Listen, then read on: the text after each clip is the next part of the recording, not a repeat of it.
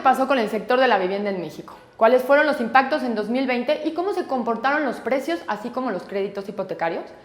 Vamos a presentar el panel La Vivienda en México, dónde estamos parados y qué esperar, el cual cuenta con la participación de Gonzalo Méndez Dávalos, presidente de la Cámara Nacional de la Industria de Desarrollo y Promoción de Vivienda, Canadevi; Marisol Becerra, directora de consultoría de TINSA México; Enrique Margain Pitman, director ejecutivo de crédito hipotecario e inmediato de HSBC, y van a ser moderados por Roberto Arteaga, editor adjunto de Forbes México.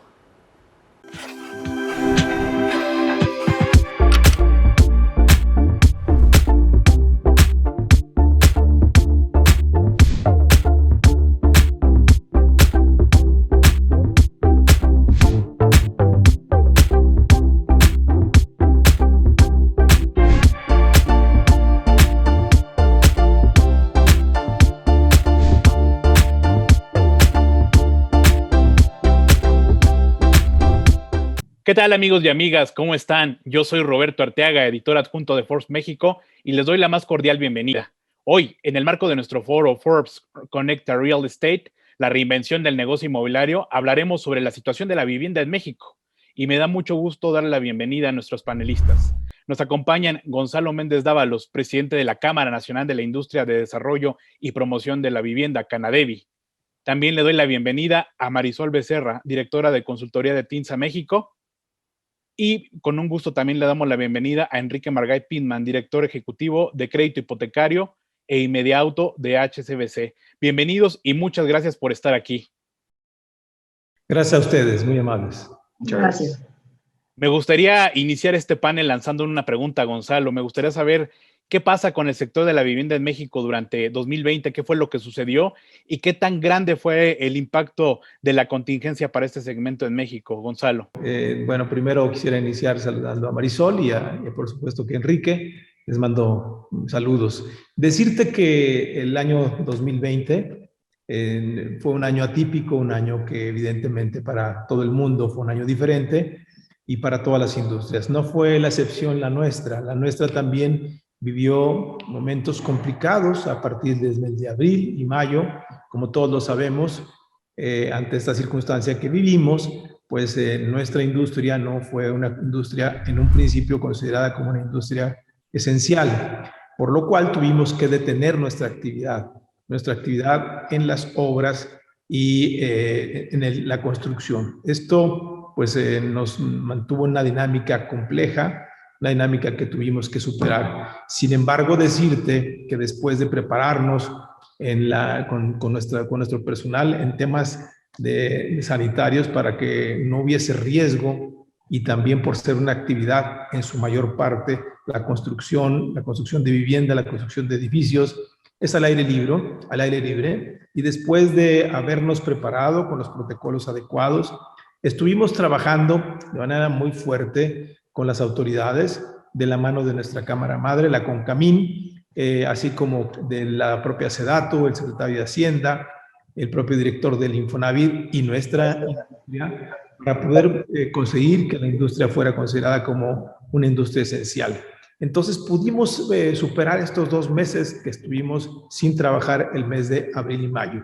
Dicho esto, ante esta circunstancia que se presentaba muy compleja porque no conocíamos a cabalidad cómo reaccionaría el mercado, pues tomamos algunas estrategias muy rápido en la industria. La primera estrategia que tomamos fue, evidentemente, en nuestras empresas, cuidar la tesorería, cuidar la caja de las compañías, para buscar que las empresas pudieran continuar sobreviviendo. Como bien sabemos, la liquidez para las empresas es como el respirar, la utilidad es como comer. Podemos durar sin comer a lo mejor una semana, pero sin respirar ni unos minutos. Entonces buscamos que la liquidez no se agotara. Entonces eso fue lo primero que hicimos. Nos acercamos con la banca privada, nos acercamos con Sociedad Hipotecaria Federal, platicamos con ellos y les pedimos que los proyectos que estuvieran en marcha continuaran recibiendo los recursos suficientes de los créditos puente para continuar trabajando. Le pedimos a Sociedad Hipotecaria Federal que siguieran fluyendo los recursos para los proyectos que fueran viables y pudieran seguir continuando con su ritmo natural. Así fue. y la banca comercial también, como lo digo, platicando con ellos, no dejó de ver abasto suficiente para que los proyectos en marcha, que fueran viables, pudieran continuar. Lo que ya sabemos, los estímulos que hubo del diferimiento en el pago de capital, por supuesto, esto lo logramos con Sociedad Hipotecaria Federal, y el diferimiento en pago de intereses en algunos proyectos, con los proyectos que fueran viables, pues eso le dio un respiro a todos los industriales. Entonces, lo primero que hicimos fue eso. Segundo paso, pues había que fortalecer la demanda, y para eso platicamos con las instituciones financieras, con las CONAVIs, puntualmente con Infonavit, como la principal hipotecaria de Latinoamérica, que lleva aproximadamente el 70% de las hipotecas de México, y hablamos y pudimos hacer esquemas entre la industria, entre la Canadevi, que le propusimos al propio Infonavit para cuidar el mercado, para cuidar el derechohabiente fundamentalmente, para que el derechohabiente no perdiera la oportunidad de tener una casa. ¿Y qué se hizo? Pensábamos que con la circunstancia que estábamos viviendo, muchos de los trabajadores pudieran perder su trabajo o también que variara su nivel salarial, para lo cual platicamos con el Infonavit y le pedimos que el nivel de precalificación fuera el previo a la pandemia, o sea, que mantuvieran su precalificación antes de la pandemia para poder seguir calificando para obtener una vivienda. Afortunadamente, así se consideró, se echaron programas también a andar, el de firma hoy y empieza a pagar 3 o 4 meses con posterioridad. De esta manera también fortalecimos el cuidado de la demanda. Con el propio Fobiste también hubo circunstancias parecidas. Tú sabes que el Fobiste trabaja con un sistema aleatorio y lo que buscamos es adelantar todos esos derechohabientes del ISSSTE que habían sido sorteados y que poco a poco se van liberando para que pronto y de una manera, de una sola vez, se pusieran en el mercado para que esos derechohabientes pudieran buscar casa. Entonces, circunstancias como esta fueron las que nos permitieron que este 2020, como me preguntas, fuera un año no tan complejo, fuera un año que sorprendentemente para nosotros, pues la vivienda, la industria de la construcción, la industria de la construcción y desarrollo y promoción de vivienda se pusiera de una manera resiliente. Solo perdimos el 1.9% del mercado con respecto al año inmediato anterior, o sea, al 2019. Con esto quiero decirte que nuestra industria entonces se portó de una forma extraordinariamente resiliente y yo diría que bien. Muchísimas gracias, Gonzalo. Una historia muy interesante y que destaca precisamente los valores de esta industria que ha sido la de la fortaleza y además también lo sano que es precisamente este sector, esta industria. Muchísimas gracias. Me gustaría lanzar la siguiente pregunta, Marisol, y sobre un tema que pues siempre llama la atención y que además refleja mucho también de el sentimiento de los compradores, de los derechohabientes, y es precisamente el tema de los costos de la vivienda. Marisol, ¿cómo se comportaron los precios de la vivienda en esta época? Muchas gracias, Roberto. Un gusto saludarlos, Gonzalo y Enrique. Bueno, pues mira, con respecto a los valores, tiene mucho que ver con el segmento y con las zonas. En general, estamos hablando de que se comportó de forma muy estática. Venimos ya de un periodo de una estabilización en los precios, especialmente en la zona metropolitana de la Ciudad de México, y esto no solo desde el 2020, ya desde el 2019, con el cambio de administración, hubo un periodo en el cual los precios se estabilizaron. Y por lo tanto, pues bueno, ya no vemos estas variaciones tan significativas de otros ciclos como en el 2017 y 2018, donde, bueno, había una dinámica muy, muy fuerte para la demanda de vivienda en la Ciudad de México y por lo tanto había zonas donde incluso había crecimientos de hasta doble dígito. Estaba muy impulsado por el mercado de inversionistas. A partir del 2019 y con la situación ocurrida en el 2020, pues en realidad ya vimos que los precios se frenaron, se estabilizaron y en algunos casos incluso, sobre todo en segmentos muy altos, en ciertos segmentos y en ciertas zonas muy, muy puntuales, en producto de entrega inmediata, por ejemplo, sí encontramos descuentos importantes. Obviamente los desarrolladores estaban buscando impulsar la demanda de este tipo de unidades, comentaba estas de entrega inmediata, ¿no? Que estaban ya muy rezagadas desde hace tiempo y por lo tanto se lanzaron descuentos importantes. Encontramos algunas ofertas de hasta un 10, 15%, pero repito, son casos muy, muy, muy puntuales en segmentos altos, entrega inmediata y en la Ciudad de México. Algo importante, esto es con respecto al valor por metro cuadrado, pero cuando hablamos del ticket promedio, de lo que paga el consumidor por una vivienda, sí estamos viendo una reconfiguración. porque veníamos ya de muchos años en los cuales en la Ciudad de México, repito, estábamos a una tendencia de desarrollar más vivienda de tipo residencial y residencial plus. Estaba encareciendo mucho el valor de la vivienda. A partir de finales del 2020 y en el inicio del 2021 ya estamos viendo más la incorporación de vivienda de tipo medio, que esto es algo muy bueno, porque de tener un ticket promedio ya en la Ciudad de México de arriba de los 5 millones de pesos, hoy ya empezamos a encontrar más vivienda de entre 2 y 3 millones de pesos, que es un segmento muy, muy importante porque tiene un déficit todavía amplio por cubrir y hay poca oferta disponible, pero ya empezamos a notar más desarrollo en este segmento. Entonces, seguramente para los próximos meses y para los próximos años, en cuanto al ticket promedio, sí vamos a notar un cambio, ¿no? De tener vivienda muy orientada a segmentos residencial plus, vamos a empezar a notar una mayor participación de segmentos medios, que esto es sumamente positivo para atender la demanda de la población. Y en cuanto a otros estados, bueno, pues en Guadalajara, Monterrey, por ejemplo, en estas ciudades tan importantes, ahí sí vimos un mayor crecimiento. Todavía hay un impulso en el crecimiento de los valores de la vivienda y esto también tiene que ver con que son mercados más equilibrados. En este sentido, sí hay mucha vivienda de tipo residencial y residencial plus, pero todavía hay bastante oferta de tipo social y de tipo medio. La demanda se mantiene. De hecho, en el caso de Nuevo León, pues bueno, tuvo un crecimiento en la colocación de vivienda. Es un estado que siempre está a la cabeza en la colocación hipotecaria y esto ha impulsado también que los valores sigan creciendo. Para tener algunas cifras generales, pues bueno, en el caso de Guadalajara, hoy estamos hablando de que pasó entre 18 a 22 mil pesos metro cuadrado. En el caso de Monterrey pasó de 12,500 a 16 mil pesos metro cuadrado. Entonces, sí notamos que hubo un incremento importante, pero todavía con valores accesibles para atender la demanda de la población. Muchísimas gracias, Marisol. Tocabas también un punto muy interesante que es precisamente el tema hipotecario y quiero preguntarle a Enrique Margain precisamente cuál es la óptica que tiene acerca del segmento hipotecario, cuáles son las necesidades, cómo se ha comportado precisamente este instrumento que pues sirve para adquirir muchísimas viviendas. Enrique, por favor. También comentarte qué pasó en el 2020 en materia de créditos hipotecarios. Yo creo que fue un año positivo en términos generales, hubo una fuerte caída en el segundo trimestre debido al cierre de actividades económicas y a la jornada de larga distancia. Y lo que comentaba Gonzalo, la implementación de los programas de apoyo que consistieron en el diferimiento de hasta 4 mensualidades en el pago del capital e intereses y que esto se podía ampliar por 2 meses más. Yo creo que fue fundamental y se contó con el apoyo de las autoridades financieras a través de los criterios contables especiales. Esto fue fundamental porque permitió a las familias mantener su liquidez y de alguna manera la llave del crédito no se cerró.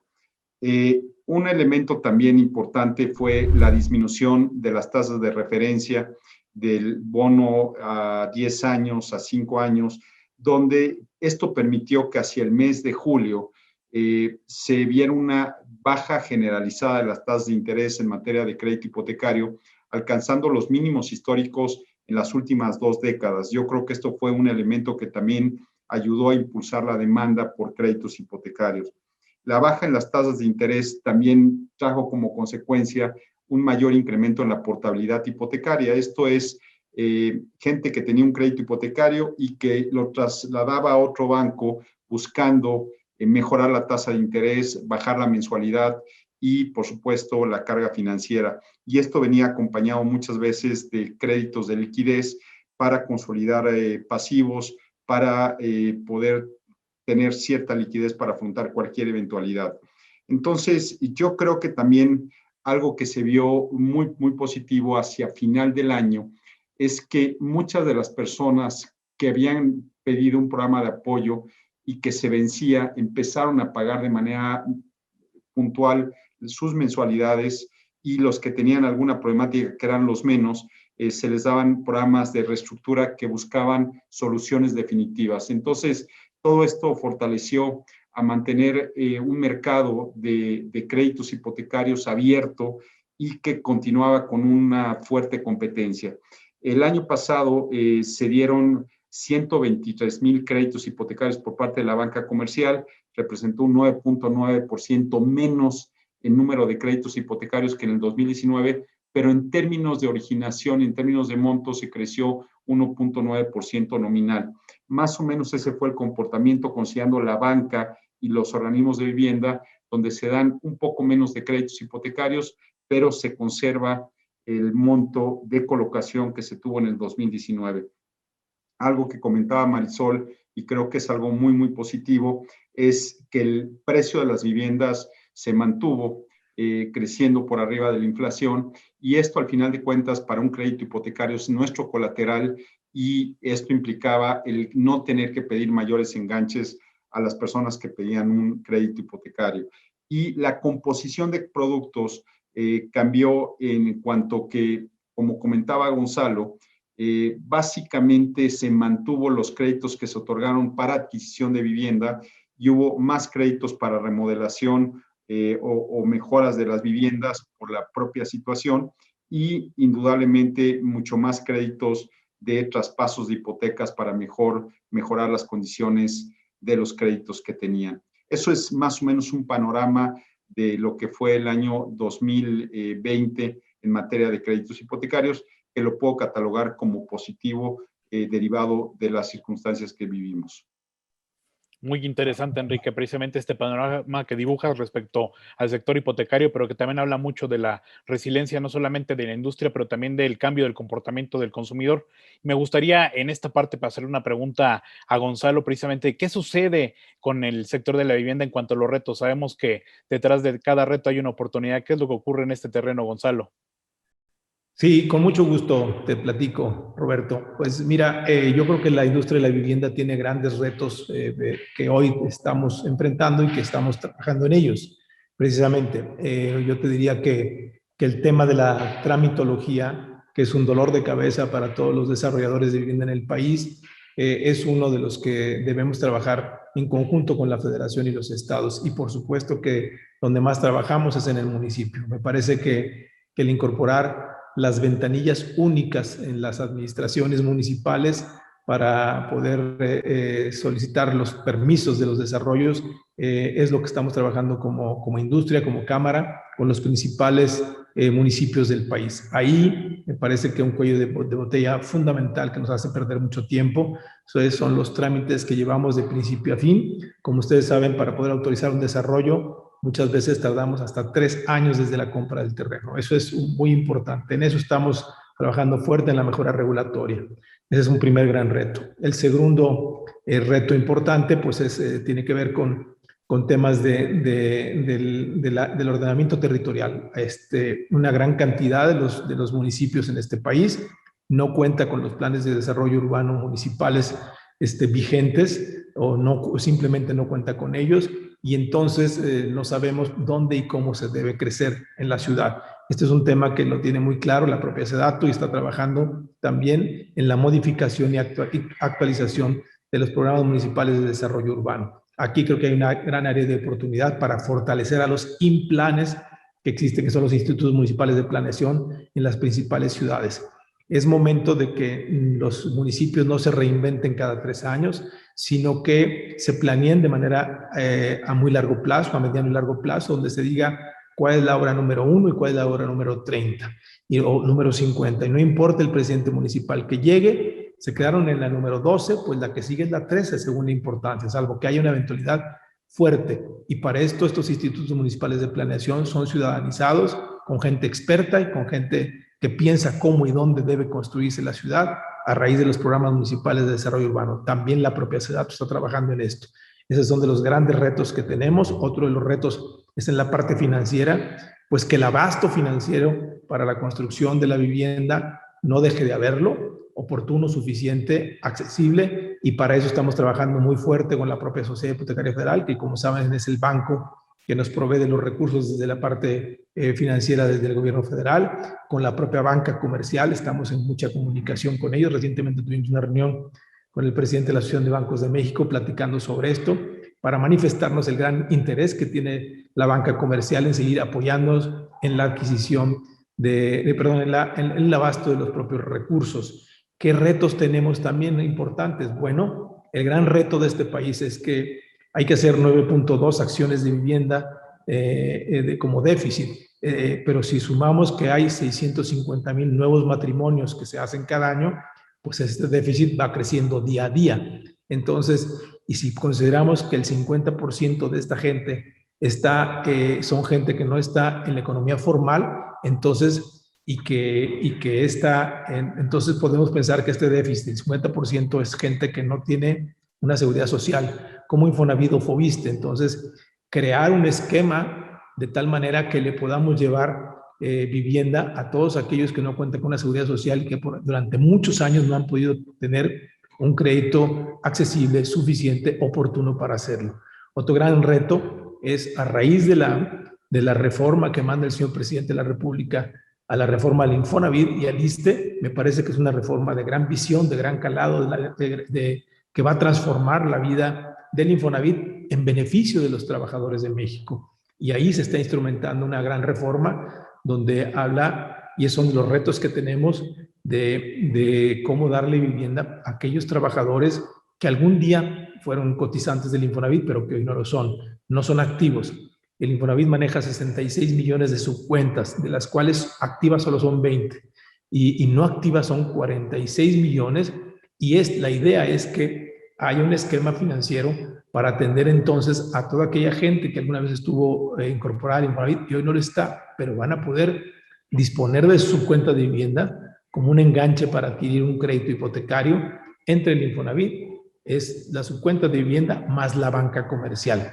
Entonces esto va a ser una revolución en el sistema, que ya nos platicará Enrique, una revolución en el sistema hipotecario, pero también le dará fortaleza y profundidad al sistema constructivo, al sistema inmobiliario, porque se incorporarán una gran cantidad de mexicanos que hoy no tenían la capacidad de poder comprar una vivienda usando su cuenta de vivienda, y esto fortalecerá el mercado hipotecario de manera profunda. Entonces, un gran reto es cómo lo vamos a hacer para poder atender. Otro gran reto también es Infonavit está lanzando el nuevo programa en pesos. Es un programa que tiene bondades extraordinarias. La tasa de interés es mucho más baja a la que venían manejando. Hay una tasa de interés ponderada del 8%, pero empieza con tasas desde el 2 y máximo el 10,45. Entonces, el reto es cómo entendemos los desarrolladores el nuevo esquema en pesos, pero también el nuevo puntaje, cómo vamos a precalificar a esos derechohabientes, para lo cual estamos llevando pláticas con el propio director general del Infonavit.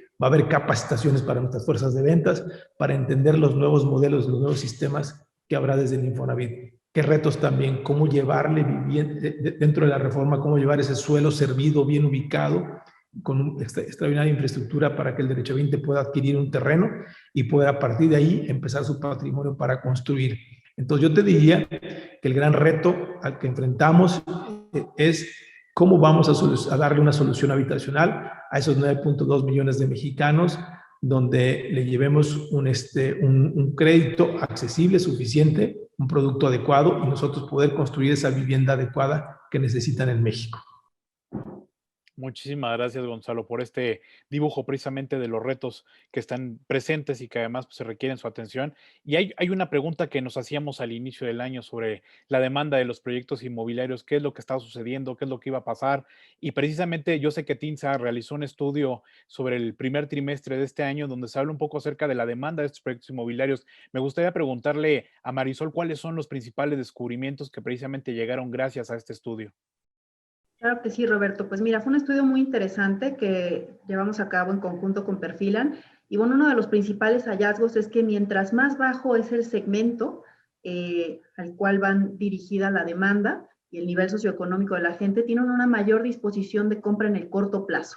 Para ponértelo en datos duros, bueno, para vivienda económica, que estamos hablando de vivienda de hasta 600,000 pesos aproximadamente, más del 50% de los clientes potenciales están buscando adquirir una vivienda por lo menos en los próximos 6 meses. Que esto es algo sumamente positivo porque hay demanda y quieren ya comprar una vivienda. Está ahí. Ahí el gran reto es la producción, porque ya hemos venido viendo que en ciertas ciudades del país la producción de vivienda de tipo social viene hacia la baja ya desde hace algunos años. Hay grandes retos, el encarecimiento en los materiales, en el suelo, pues bueno, se vuelve complicado desarrollar vivienda en estos valores, pero la demanda está ahí, la gente quiere comprar y quiere comprar en el corto plazo y principalmente quiere comprar a través de crédito Infonavit. Para el segmento medio, cambia un poquito la dinámica. Aquí uno de los hallazgos más importantes que llama mucho la atención es que está regresando el mercado de inversionistas. Como ya platicaba yo hace un ratito, bueno, pues este mercado de inversionistas en ciertos años fue sumamente importante e impulsó el desarrollo inmobiliario. Durante el 2019 y 2020 vimos mucho freno de este mercado, pero a partir de este 2021, precisamente para este segmento medio, estamos empezando a notar que están regresando, apostándole al tema de la plusvalía, por supuesto, pues ya lo veíamos con los valores, se genera una plusvalía adquiriendo un bien inmueble, y además al tema de las rentas, que las rentas no han parado, las rentas siguen teniendo una demanda sumamente importante, y por lo tanto, pues el adquirir una vivienda con fines patrimoniales sigue siendo sumamente atractivo para el mercado de inversionistas. ¿Dónde están comprando? Pues en zonas céntricas, en zonas bien comunicadas, donde sabemos que existe una demanda potencial importante, sobre todo en las principales ciudades del país. ¿Y en qué otros estados? Bueno, aquí algo muy interesante es que dentro del ranking de los 5 estados donde más se coloca vivienda de tipo medio están Guanajuato y Chihuahua. ¿Y qué tiene que ver? Bueno, pues en Guanajuato y Chihuahua precisamente son también 2 de los estados donde más se han reactivado empleos. A partir de agosto y hasta marzo de este año, están también dentro del ranking donde ha habido una mayor recuperación de empleo formal, y es precisamente ahí donde también se está colocando más vivienda de tipo medio. Entonces, esto claramente nos reafirma la hipótesis de que la vivienda sigue al empleo, ¿no? Claramente ahí lo estamos viendo. Donde todavía tenemos algunos señales por ahí un poquito en amarillo serían los segmentos altos, ¿no? En los segmentos altos, bueno, pues parte de los hallazgos de este estudio nos decían que solo 4 de cada 10 clientes potenciales esperan adquirir su vivienda en el corto plazo.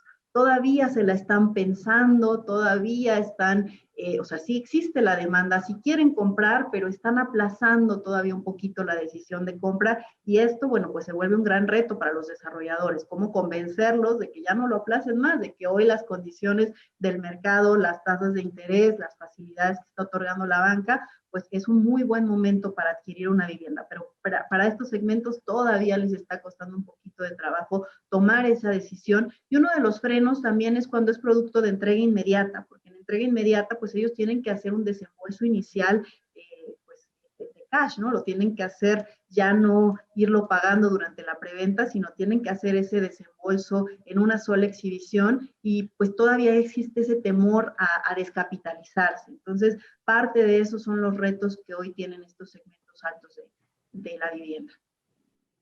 Pues muy buen indicador, Marisol, precisamente que sigue existiendo la demanda, y yo creo que aquí pones precisamente el balón del lado de Enrique para hablar acerca de cuáles son las necesidades que tiene precisamente este usuario, este consumidor, y cómo satisfacerlas, Enrique. Yo creo que ahí se encuentra la gran pregunta.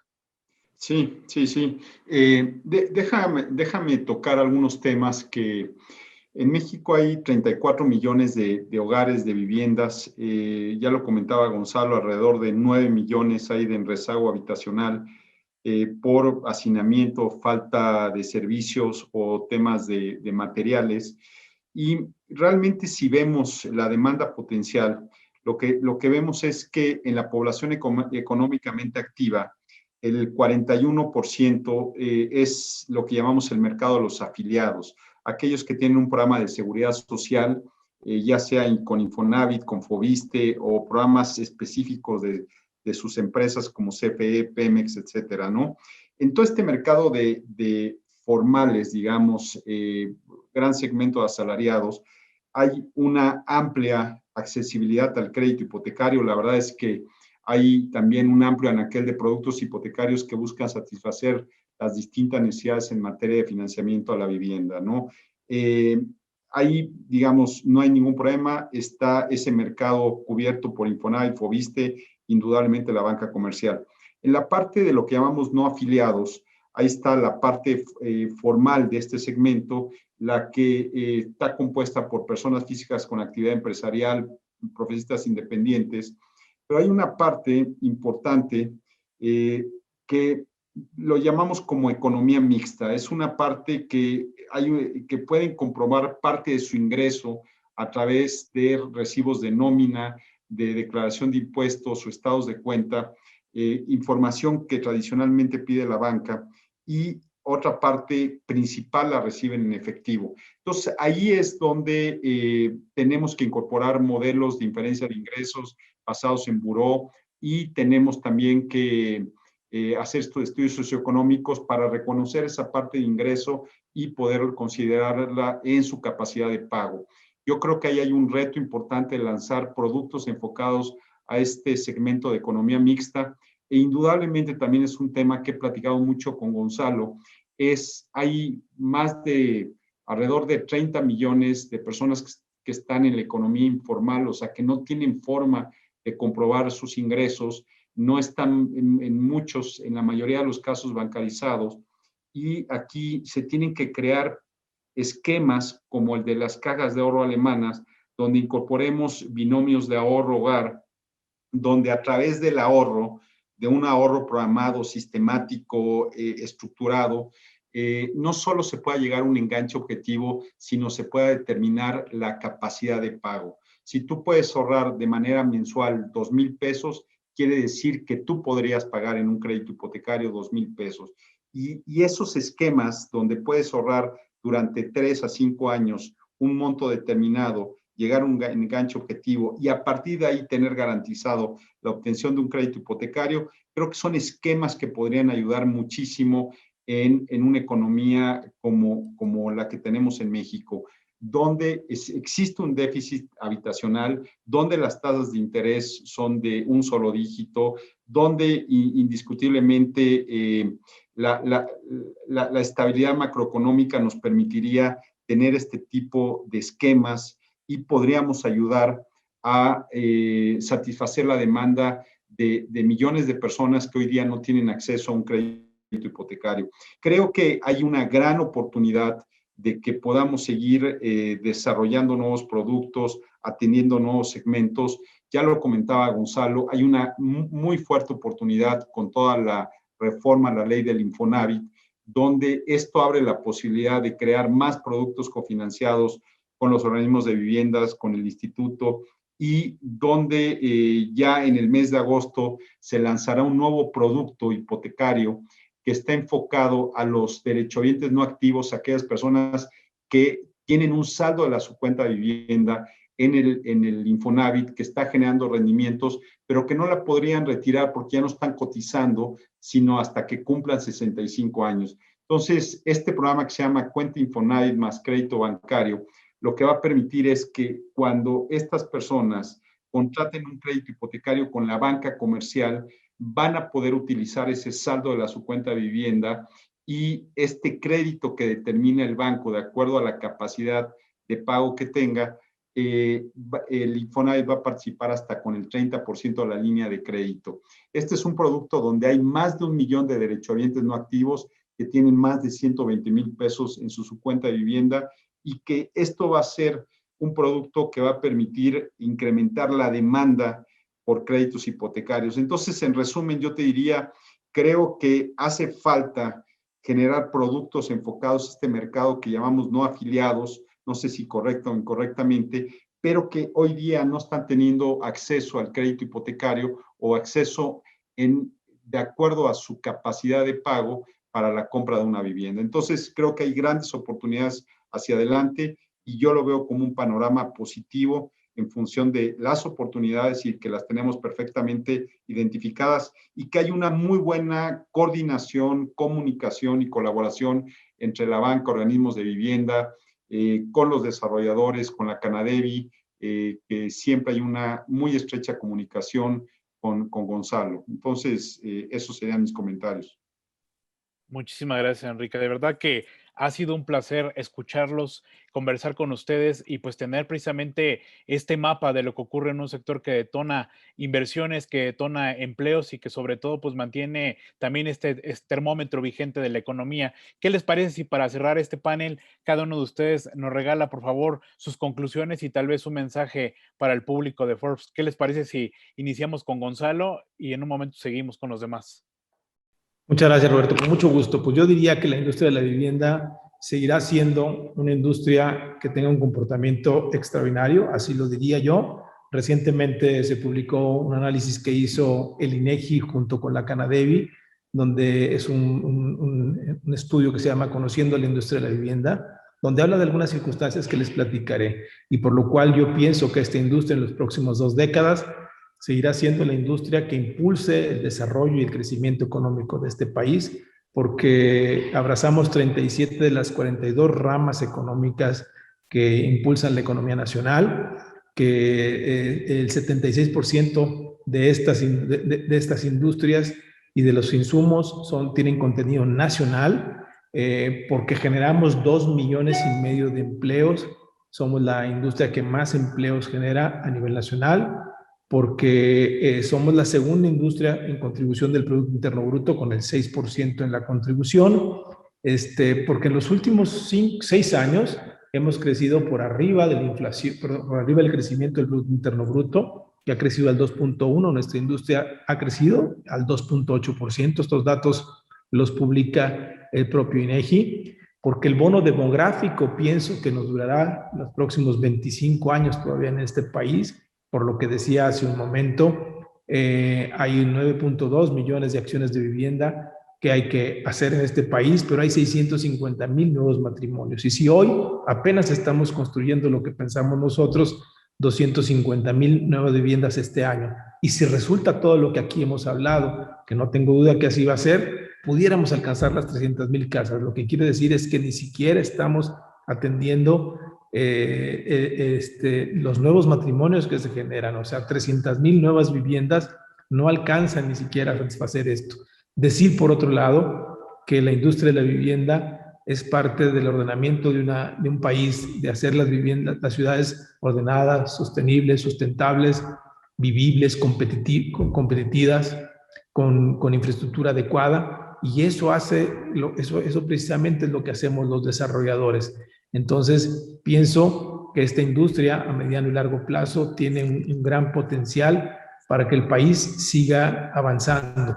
Decir también que en este país desafortunadamente se generan casi 90,000 lotes irregulares, según los datos del IMSS. Ese es un gravísimo problema que tiene este país. ¿Y por qué se dan? No por otra cosa, sino por la gran necesidad que tiene la gente de un espacio donde construir su casa o cómo construirla. Amén que hay un problema ahí de especuladores urbanos, pillos diría yo, que hay que combatirles a ellos, pero hay que combatirles desde nuestro punto de vista con oferta suficiente y adecuada, accesible para la gente. Entonces, estos 90,000 lotes con servicios han generado un problema que le costaría al Estado regularizarlo más de 950,000 millones de pesos, casi el 5.6% del Producto Interno Bruto, que costaría nada más regularizarlo en la tenencia de la tierra por el orden de 60,000 millones de pesos. Y a los municipios les cuesta 11,000 millones de pesos al año darles agua, luz, drenaje, alcantarillado, que luego que tienen que echar mano de sus impuestos, de la recaudación de los impuestos para satisfacer la necesidad de esos fraccionamientos irregulares. Pues precisamente los industriales lo que hacemos es lo contrario, ofrecer una solución habitacional en un desarrollo que genere ciudad.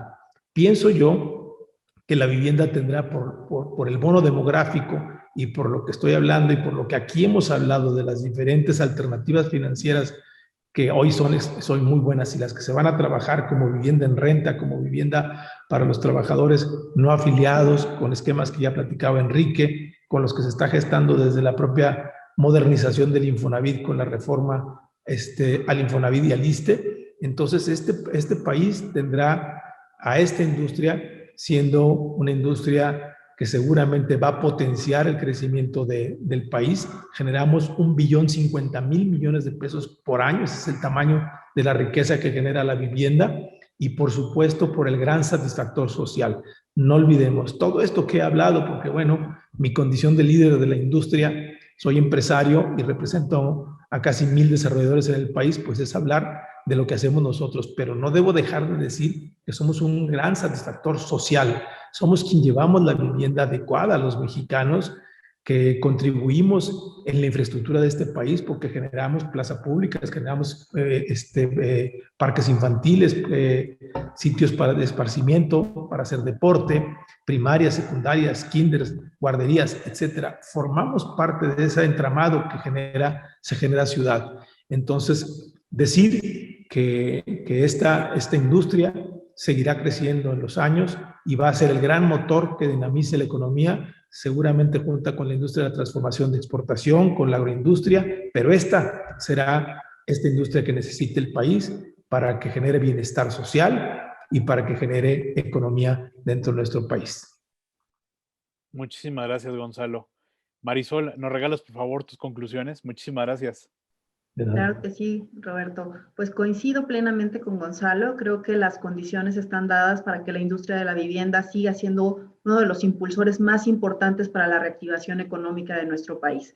Y parte de ello es la gran sinergia que se da entre los diferentes participantes, porque todo lo que hizo la banca el año pasado, lo que está haciendo el Infonavit, lo que están trabajando los desarrolladores, pero sobre todo esa sinergia, ¿no?, que se hace entre todos ellos para poder atender la demanda de la población, son factores fundamentales para que esta siga siendo una industria fuerte. Y al final, pues lo que ocurrió durante el 2020 también brindó las oportunidades para transformar un poco la industria, ¿no? Nosotros lo vemos día a día en la empresa, trabajamos directamente con los desarrolladores y veníamos ya de un ciclo en el cual decían, pues yo ya sé cómo se debe hacer, me ha funcionado muy bien y prácticamente replico el mismo modelo y lo vuelvo a hacer y ya sé que se vende. Pues con lo que ocurrió el año pasado nos vino a sacudir un poco a todos, pero también brindó la oportunidad de volver a analizar qué es lo que estábamos haciendo y dónde están esas áreas de oportunidad para mejorar las condiciones de la oferta, pero también la forma en la cual nos acercamos a nuestros clientes y dar mejores soluciones de vivienda para ellos. Entonces creo que hay grandes oportunidades y el seguir trabajando en conjunto entre todos los participantes del sector va a ser clave para que esta industria pues siga creciendo y siga creciendo de buena manera. Muchísimas gracias, Marisol. Enrique, por favor. Muchas gracias. Bueno, pues ya comentaron ampliamente. Yo lo único que comentaría es, en México tiene un bono demográfico, como dice Gonzalo, y ese dato lo tenemos también muy claro, la creación de 650,000 familias cada año. Realmente esto implica pues, que muchas familias requieren una solución habitacional y hoy día es un excelente momento para contratar un crédito hipotecario, porque tenemos las tasas de interés más bajas en las últimas 2 décadas, porque son tasas de interés fija durante 20 años, pagos conocidos en pesos, y hay un amplio anaquel de productos hipotecarios. Todas las hipotecas traen un seguro de vida, un seguro de daños, un seguro de desempleo, que cubren ante cualquier eventualidad. Y todo esto lo que crea es un ecosistema que funciona muy bien entre la banca, los organismos de vivienda, los desarrolladores, toda la cadena de valor, y yo creo que en este sentido hay grandes oportunidades hacia adelante y que con una buena comunicación, colaboración y coordinación entre todos los actores, creo que lo que se va a permitir es dar un mucho mayor acceso a la vivienda a millones de familias que lo van requiriendo cada año y cada ciclo, ¿no? Entonces, sería todo por mi parte. Muchas gracias. Muchísimas gracias, Enrique, Marisol Becerra, Gonzalo Méndez, muchísimas gracias por haber participado en este panel, y a nuestros seguidores también les queremos agradecer mucho el haber estado aquí. Les invitamos a que continúen conectados a nuestro foro Forbes Conecta Real Estate, la reinvención del negocio inmobiliario. Mi nombre es Roberto Arteaga, editor adjunto de Forbes, y recuerden que tenemos una cita la próxima. Gracias, hasta luego.